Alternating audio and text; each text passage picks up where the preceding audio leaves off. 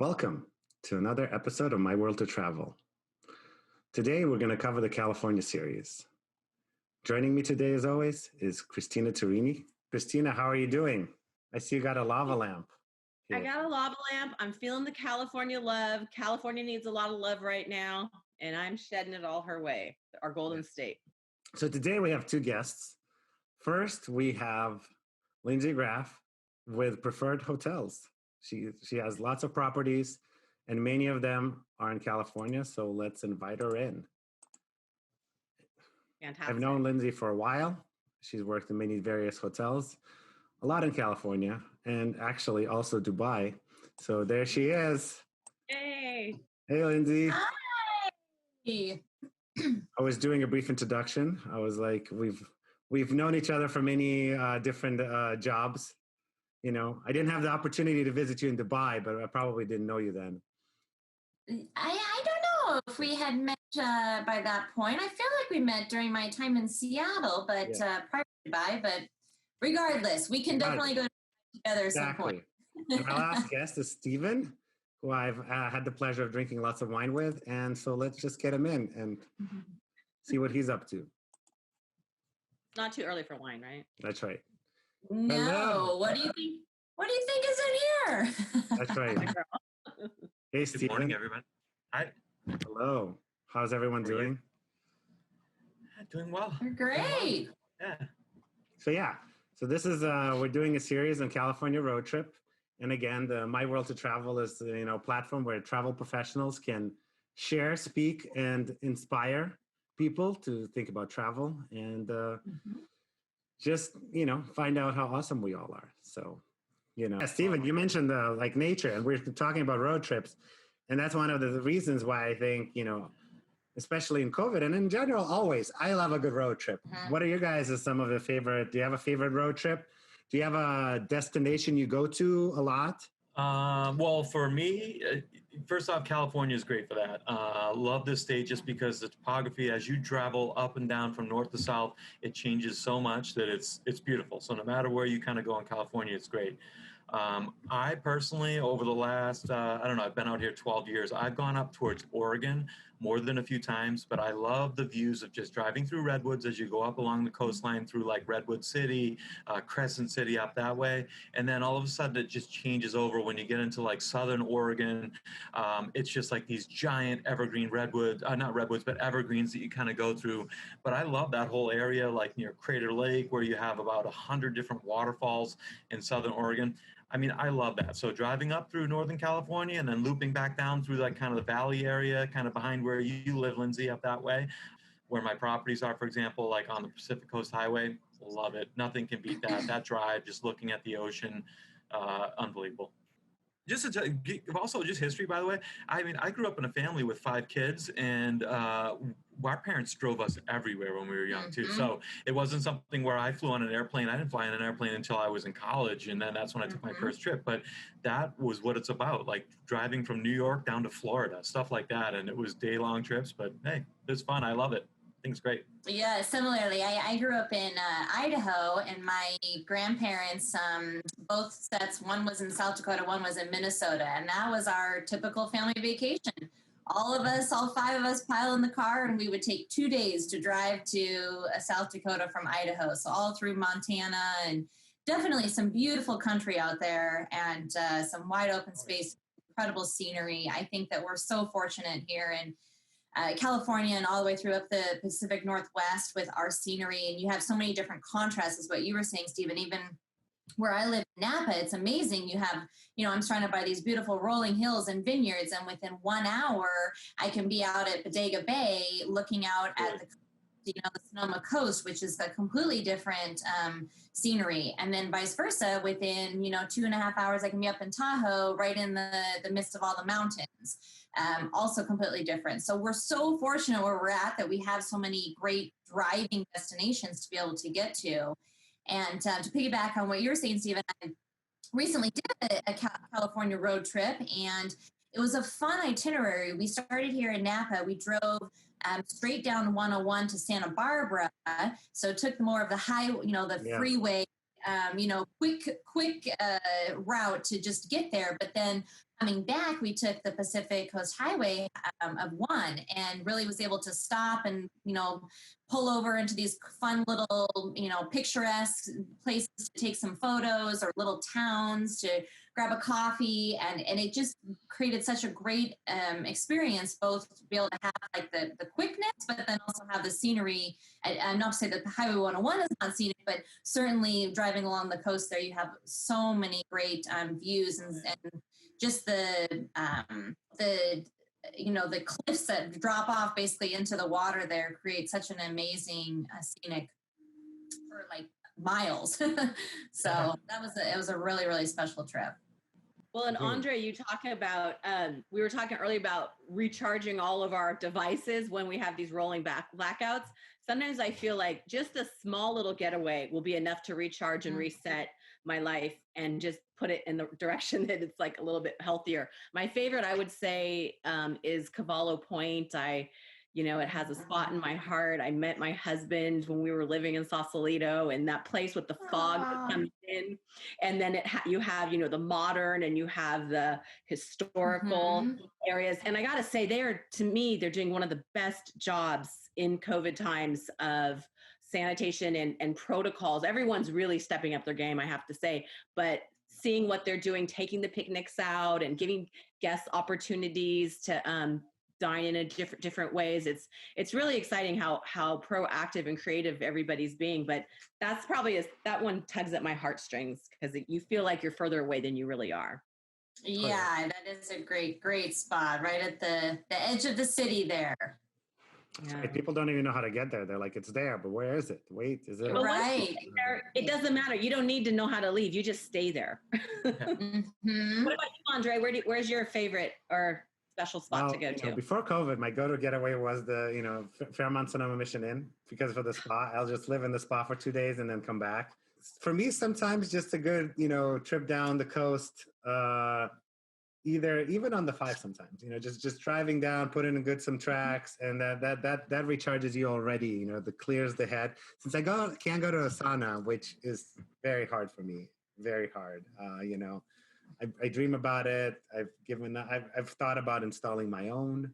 I'm like, how can I, alleviate this issue? That's just in your blood. Yeah, exactly.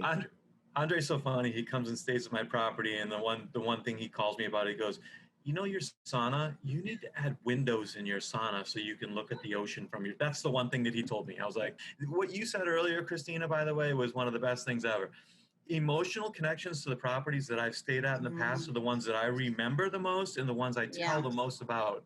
So for example, Lindsey, your property in Napa, Carneros Resort, I used to work there.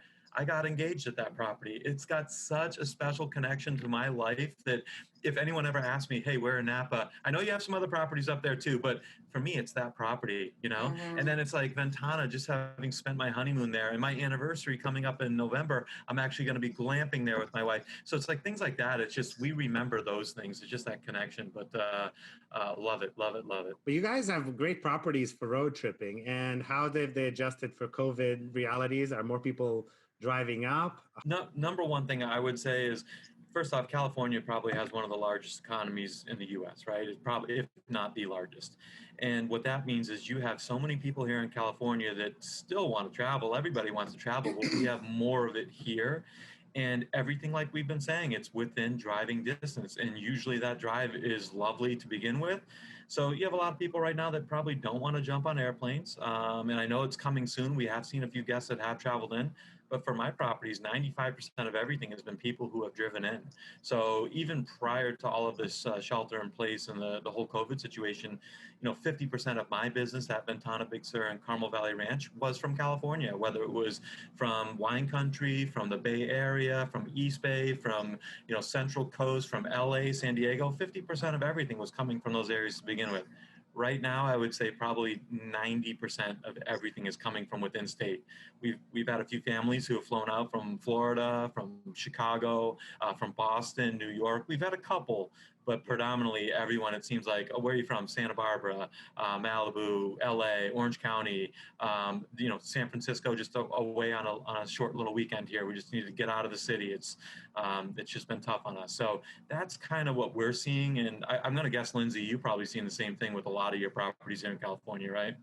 Yeah, absolutely. So I oversee a collection of properties worldwide. We have over 750, but we're so fortunate that out of the 750, actually 32 of them are based here in California. So we have a huge collection of preferred hotels within California. A little background: Preferred Hotels is just a collection, a representation company that oversees independent properties. So we're not going to have a necessarily typically a brand affiliation to them being one of the big brands. And what we are seeing, that we are so fortunate because we have so many great properties here in California, is a lot of people doing these combination road trips and combining some of our properties. So as Christina was saying that, Cavallo Point is one of a preferred hotel. So maybe if you're coming from the Bay Area, you could start off by, having a nice little staycation right across the Golden Gate Bridge, right there at Cavallo Point. And then from there, you could add on Edgewood Tahoe or Wine Country. We've got Carnero's Resort or Farmhouse, or the new Montage Healdsburg, which is going to be opening in November. So just a couple months away for that on the Sonoma Valley side. Alternatively, you wanted to head, down the coast. You could stop at Pebble Beach or Post Ranch. Furthering down, you've got Dolphin Bay, which is in Pismo Beach, or Ojai Valley Inn. Shutters on the Beach, Casa del Mar in Santa Monica. In Orange County, we've got, Montage Laguna Beach, Balboa Bay Resort. And then even down into San Diego, we've got Rancho Bernardo Inn or Pendry West Hollywood. They're all part of various programs, which we call consortia, that only travel advisors like Christina and Andre have access to. So for you to stay at one of these properties and book through a travel advisors, you're given additional amenities that you wouldn't be able to find if you were to just book online or through an online travel advisor, which we call would be like Expedia or one of those online guys that we don't like to reference too much. So, really trying to utilize those advisors and then having them work with the hotels, or, through myself and Stephen, we give those additional value adds, even sometimes above and beyond even what's included in that particular program. So, a special, extra amenity of some sort, whether it's an access to a spa or a special priority table for a dining reservation for a celebration, or whatever it may be that we can help tailor to make the stay that much more special and unique. And again, something that you couldn't necessarily find if you were to just do it yourself. So it's great, that we have so many options. And it's not just one property that you have these perks to. It's a plethora all across the globe, and obviously plenty just here in California. That's right. Yeah. And Stephen, for you, the way it works is you drive down the coast, you leave the grandparents and the kids at the Carmel Valley Ranch with the goats, and then the parents drive down to Ventana Resort for the adult-only experience, right? That's how you combine the two properties. We do, but the thing about it is, it's, number one, what we did is we added in our glamping a couple of years ago at Ventana. So we kind of made it too, so even if you didn't want to leave grandma and grandpa and the kids, you can actually just put them in the glamp sites and let them go ahead and stay in the tents, and mom and dad can be up at the Japanese hot baths and stuff like that at the adult-only resort. But yeah, we see a lot of that gets combined together where people are using the both properties.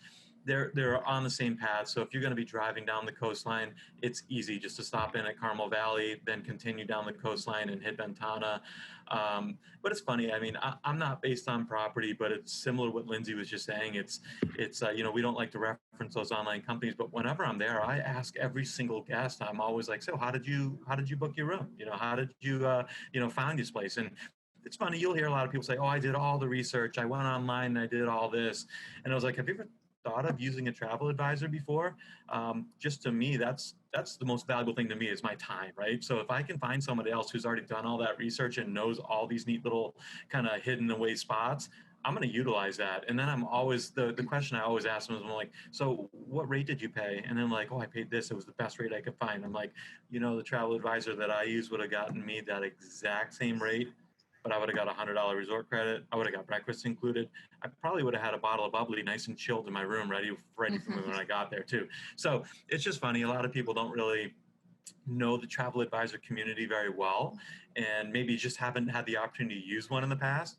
But I would tell you, Christina and Andre, that Lindsey and I are probably two of your biggest champions out there, telling people about how wonderful it is to book through advisors just because of the things you get.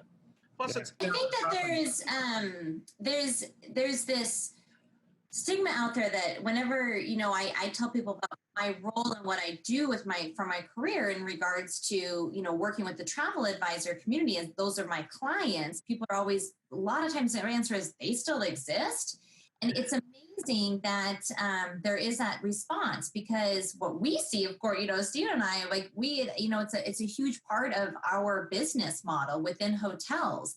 And I love that we're doing something like this to try to help educate the general consumer that 100% travel advisors exist, and by far they are the best way to book travel, 100%, because you're not getting the best in terms of your actual value in regards to the booking and the rates and all this extra inclusions, but they're doing all of that extra work and giving you those little hidden secrets, and maybe a suggestion for a restaurant that you would have never known, or a special experience that you weren't aware of, or make sure, if you are doing that driving tour, stop at this point. You're going to get the best view for that picture, or whatever it may be. That a lot of times if you just look online, you're just going to get the standard top five, tour attractions. And at the end of the day, you always want to come back feeling that you got a little bit more than someone else did. That's kind of absolutely brag about your trip. And then that's the thing. Like with Andre, for example, I guarantee you there's a very good chance that Andre's probably stayed at almost all of your properties that you work with or prefer. He stayed at both of my properties, so it's kind of like, he has the firsthand experience with it too. It's not something where he's just online looking at, I see this and I see this. No, he actually went there, and it's funny because Andre, you were in touch with me the whole time. He's like, hey, I went to the hot baths. Hey, there was a falconry experience going on. What was that all about? And it's just funny because you have firsthand experience, and it's just so much easier to talk about it. And that's just the way things are. And we appreciate you guys. And, sometimes I feel like the best kept secret, the negative about that is it's a secret, right? Our relationships with you guys and having this direct line to you guys. We have someone in destination, even though it might not be an airplane right away. It's really important when people take the time to get out of their lives and go someplace. We have direct access to you guys. And so we really appreciate the free flow of actual insider information that you guys give us, real-time information. Andre, whether it's a spa or a sauna, he's got that update. And I'm personally curious about those Japanese pools. I didn't know about those, Stephen. What are those? Well, they're a little racy here, so get ready. Yeah. They're clothing optional, but we have got a lava lamp here, you see? I'm edgy. I see. I'm not that edgy. I'm all talk. Sorry, go on. But me personally, love it. Just the experience of it, number one. Big Sur in general, at nighttime, the air cools down pretty quickly once the sun drops. But that hot water and then getting out of it into the cold air opens your blood vessels. It just creates wonderful blood flow. So the purpose of it is, number one, health, right? But it's clothing optional. We have adult-only resorts, so it's not something where there's children running around. So it's a very cool experience, and it's a traditional Japanese onsen where you go in, you take a shower before you get in there, you clean yourself, you get in, and just enjoy. And then part of the best thing about it all is there's no roof on this building at all. The hot baths, when you get in there, you just look straight up and seeing the stars in Big Sur. Wow. It's amazing. Great experience. No, but in regards to all of the health attributes that all of your properties have, I feel like my blood pressure is lowering just thinking of these spas and thinking of these experiences. And I think that right now we all could use a little bit more health and wellness. And I think, Andre, you and I always talk about wanting to partner with properties and destinations and suppliers that are really forward thinking in terms of the environment and sustainability and what they're doing to leave a positive impact. I bet you guys both are at the forefront on that. Yeah. If number one for me, just in general with Alila is all about that, and Ventana is the only one in the U.S. right now. We have about 13 in Asia, but the thing about it, it's about conservation community, and everything that you should be doing, you should try to like get your guests immersed in the local experience, so they understand what's going around you. But you should also just be leaving as little a footprint as possible. I mean, if you think about Big Sur is a small community. The people who live down there don't want these, like Post Ranch and Ventana, they don't want to have these new resorts coming in and affecting what they have down there. They love it's about natural beauty, that natural setting there, and not disrupting that. And there's things that you do that can disrupt that. And our whole goal is not to. It's about to get people down there so they can experience it the way that the locals do, but just using the local. I mean, you can't build something at our property without using, let's say we want to build a brand new sauna or Japanese hot baths, and you want to use these new stones and put them up. No, you use the stone that's in Big Sur. You use the local. That's what it's all about there. So that local experience is extremely important for the local community, but also our guests. That's if they want to experience that when they come in. Absolutely. And you, Lindsey, I bet you have some good programs that you can We do. Yeah. I mean, within Preferred Hotels, Resorts, as a company and as an organization, this is something that's really, really important to us and across the globe. We have what we call our gifts program.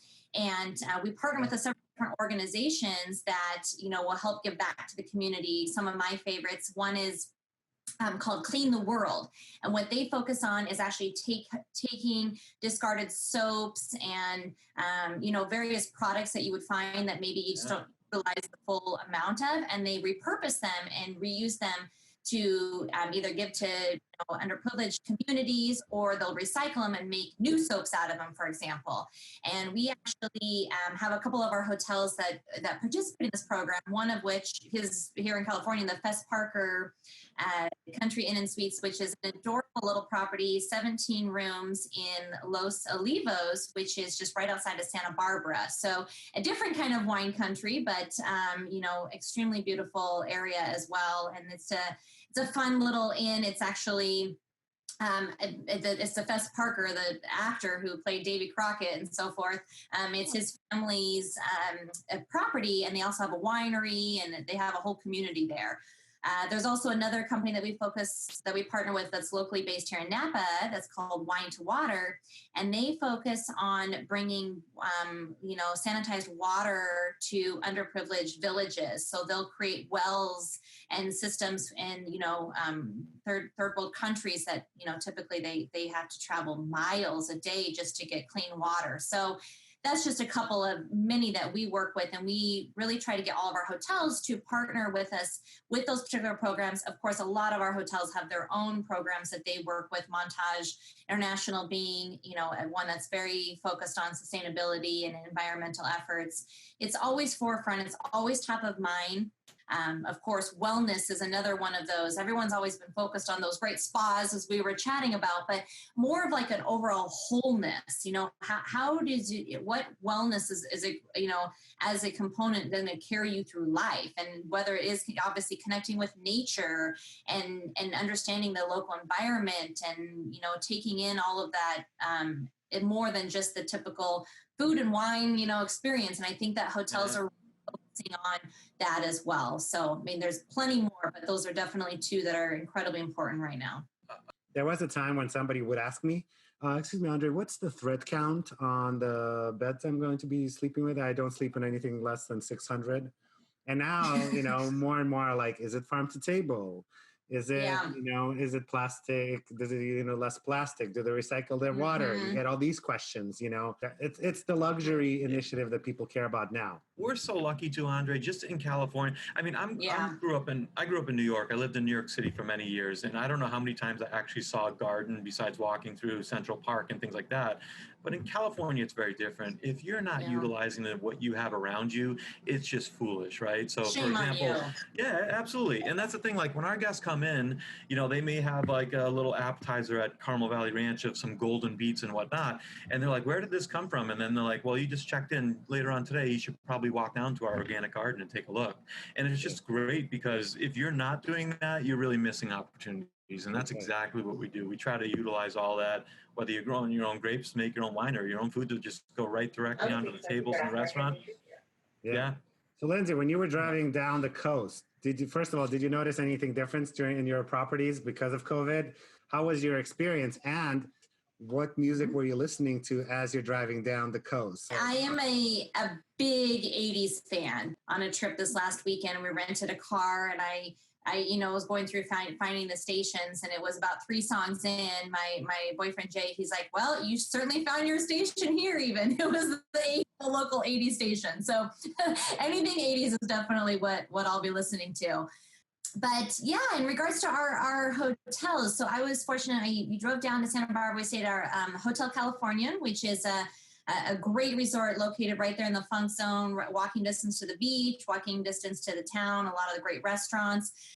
Across the board, we're seeing this in Napa. I know San Francisco is seeing this, hearing this in LA, and I saw it in Santa Barbara, where they were moving a lot of the restaurants out onto the street. So they're making this more of a pedestrian walkway so people can still enjoy that dining, but in an outdoor setting. Again, going back to California, one of the benefits we have is this great weather. We pretty much have almost year-round weather that allows us to be outside and cool down a little bit in the evening, but not to the point that you can't have a heater going or wear a pashmina and you'll still be comfortable and fine. Similarly, in Santa Barbara, State Street had taken over a lot of restaurants and made it pedestrian, and there was rumors saying that they were going to keep that permanently. Following Hotel California, we also stayed at, Stephen mentioned it, at Carmel Valley Ranch, which is sadly not preferred, but a beautiful property. And then we also were fortunate to stay at our Pebble Beach properties, all of which had the same standard protocols in regards to, safety, sanitation, but had their own little spin on it. So masks, of course, were required in every establishment, both from the staffing levels, but also from the consumer or the guest perspective. That was absolutely required if you were entering any indoor facilities. But there was also, a plethora of additional hand sanitizer stations and signage. That's another thing I think that has really picked up in just regards to reminding people, keeping the distance from other guests, making sure you have your masks. As these are all things that we're all adjusting to. It's all becoming a new norm in some capacity, but it's not something you're just going to take overnight. And we have to remember that. And ultimately, not taking no for an answer. If someone were to resist, wanting to wear a mask, for example, then they weren't really even allowed to be in the establishment. And I think that's a good way to be in order for us to all feel comfortable and all feel secure and ultimately be able to travel. That's what we have to really adhere to. Number one, hotels should be doing exactly what she was saying, like all that stuff about the sanitizer stations, the frequency of the cleaning that you're doing, those types of things are automatic. But it's like the way we started looking at it was saying that, okay, there's 2 different people out there. There's this person here who posted a video online. They're not wearing a mask. They're complaining about your civil liberties being stepped on. And then there's this person over here who's like, you need to have your mask on. I don't want to be around you unless you do. So there's this different style, right? Our goal was, that's the person we want to satisfy. So we're going to try to do everything we can to hit that highest, point of saying we're doing all of this. And that's what it is, because you know what? If the person comes in who doesn't want to wear a mask, they're going to feel so out of place because our staff has it as part of their uniform. We're leading by example 100% of the way. So it's just, that's how things are. So someone who comes in and does that is going to look around and say like, this is not how things are here. This is what the hotels are doing. But, we just went through virtual travel week with Virtuoso just, about 2 weeks ago now. And it's funny because just within presentations of, for me, it was always showing these great resort photos of all of these different little amenities that we have.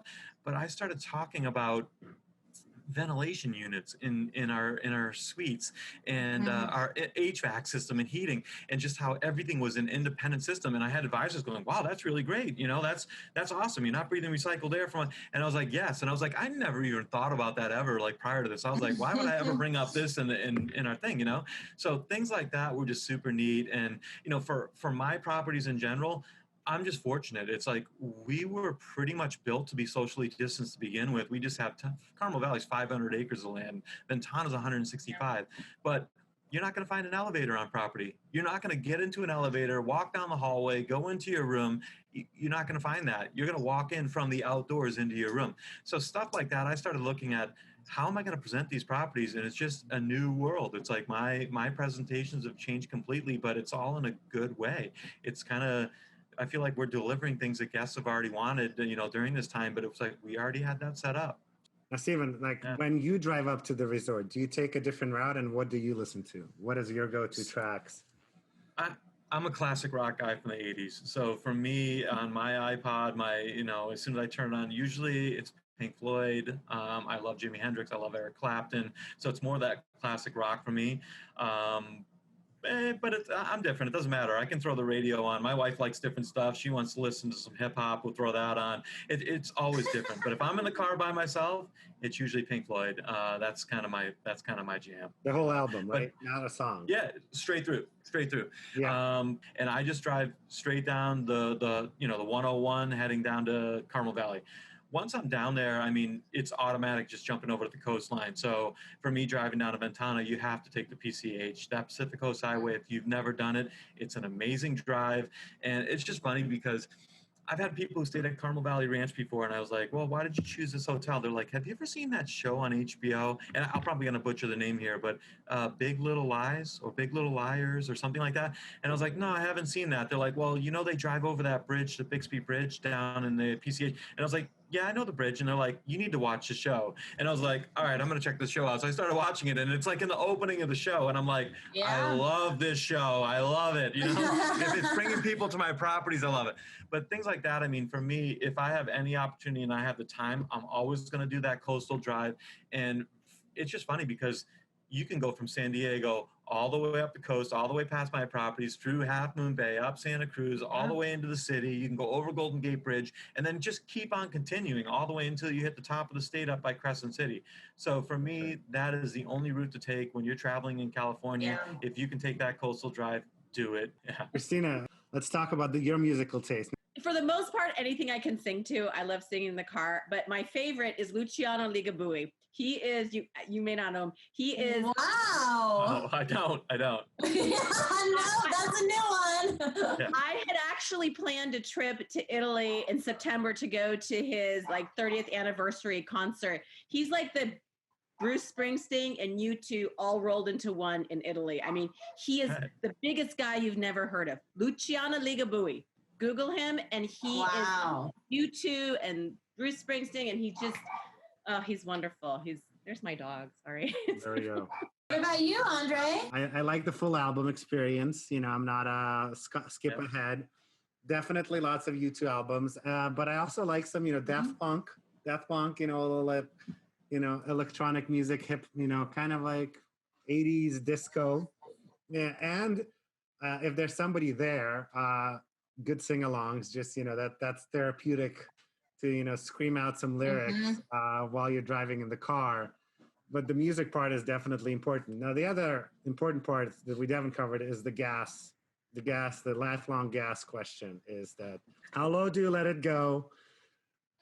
Depends on where I'm at. If I'm in town, I'll push it. I'll definitely push it. Sometimes to the light comes on, I mean. But if I'm on a road trip, I'm a little bit more cautious just because you just don't know when that next station's going to come along. So the most I would probably go would be a quarter, I would say, if I'm on a road trip. I see. Yeah. I'm about the same. I'm about the same there, I'd say. But I feel like my wife's more cautious than I am.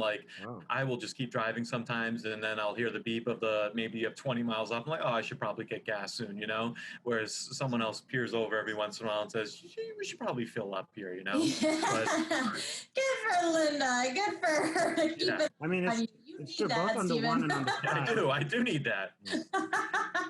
Both on the 1 and the 5, you could get stuck with no gas for the next 40 miles. Yeah, right. Exactly. That's what I'm saying. It's like quarter of a tank. I'm probably. It's kind of a really sweet question because my father always filled my mother's tank up with gas and she never touched the tank of gas ever. Wow. That's how it should be. Thank you. And so I have a Prius, so I think it's a little easier on my husband, but I like to follow that and I like to wait for him to. But so I've taken over the role of filling my mom's tank up with gas. So I don't fill my tank up with gas. I wait for him to do it. But I do fill my mom's up at half. Like, being on the road and being in California, we grew up going to Lake Tahoe. And I remember my brothers fighting all of the time. And my dad would throw the pack of cigarettes out. I'm never smoking again. He would turn around, come get the cigarettes because the brothers. Oh my gosh. But, all of that was magic that we were all together and we were all going to places that we have these emotional connections to. So thank you, Andre. This was like a really great reminder of how beautiful our coast is. And Lindsey, yeah, Stephen, and it's a great opportunity. Yeah, a lot of people I contemplate know. to France or Italy or somewhere else, and now they should discover their state. I think a lot of people have kind of rediscovered that too, though. Just, I think with staying domestically, right? Yeah. I mean, we have so much to lucky. offer. We're so fortunate, and I think that a lot of times people don't travel their backyard. I mean, how many of us lived in a city, never gone to those tourist attractions because you just it's there, and then all of a sudden sometime you're moving and you're like, yeah, I actually never went to Alcatraz, for example. Living in San Francisco, that happens so often, and I think that this time, like that silver lining, is it's really forcing people to get out there and explore what are our beautiful state, what our beautiful country has to offer. We are so fortunate that we have so much and so much diversity that we can get to just getting in a car. You don't have to, do a lot of, ultimate planning. But if you do, then you've got Christina and Andre to help you. That's right. There you go. Have you guys discovered any new locations? For me, I went to Vichy Hot Springs, up the coast. Went into Champagne Baths where Jack London also enjoyed it. So that was my discovery. And also just like how amazing Healdsburg is in that whole area where restaurants, just kind of you're far enough away from everything. So that's kind of been a spot that I've gone to. Have you guys found something during COVID that you like maybe ignored before?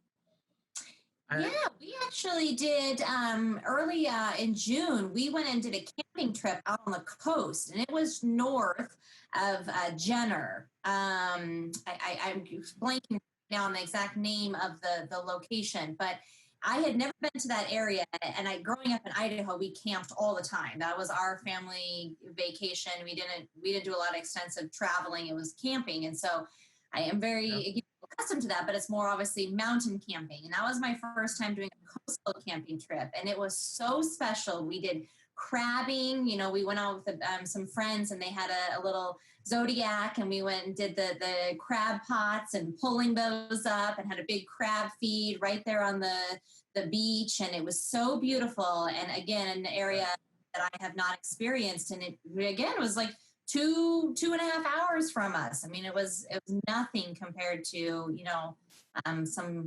we wanted to do something international. So it was a nice special discovery. It's funny you mentioned that because we went up to stay at some friend's house up near Guerneville and Casadero. And we go up there often. We love that area. But our friend who owns a house up there took us through Jenner. I had never been to Jenner. This was probably a month ago. It was the 4th of July. And then after we did that, we went up to Fort Bragg where they have that glass beach up there. And I'd never been there.